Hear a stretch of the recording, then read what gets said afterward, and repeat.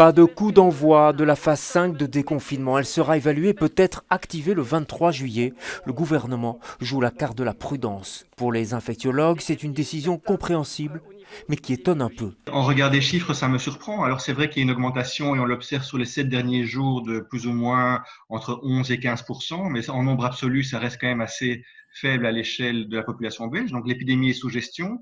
Et donc c'est vrai que ça m'étonne qu'il n'y ait pas eu d'ouverture plus large pour cette phase 5 dès maintenant, parce qu'il se donne encore 7 jours pour voir l'évolution de l'épidémie. Mais je pense qu'en 7 jours, à part peut-être des petites fluctuations de nouveaux cas, il ne va pas avoir grand-chose de nouveau. La phase 5 prévoit notamment la hausse des limitations de rassemblement qui pourrait passer de 200 à 400 personnes à l'intérieur. Un assouplissement attendu par les organisateurs de salons mais aussi le monde des bars et de la nuit.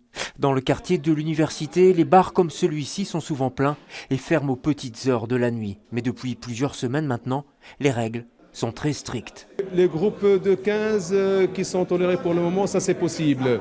Mais une fois, comme j'ai dit, toutes les tables sont prises, ça on n'accepte malheureusement plus personne.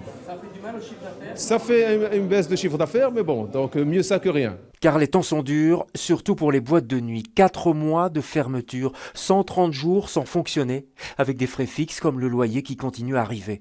Le secteur a du mal à comprendre les décisions du gouvernement. Ce qu'on a comme impression, c'est d'être incompris non seulement en tant que secteur. Je pense que le politique ne comprend pas l'ampleur de notre secteur et son importance, surtout dans les mégapoles. C'est vraiment important d'avoir un secteur nocturne très actif et très ambitieux. Mais je ne vais pas rentrer dans ce débat-là aujourd'hui. Et incompris, dans l'autre sens, c'est que nous ne comprenons pas des actions qui sont prises, comme par exemple la réouverture de l'aviation. C'est que même par ce secteur qu'est arrivé le virus, il tombe sous le sens où je pense qu'il est quand même intelligible pour un grand nombre de personnes de se dire que si on clouait les avions au sol, on aurait moins de problèmes de propagation de virus et de circulation. Tout le monde attend maintenant la décision du 23 juillet prochain.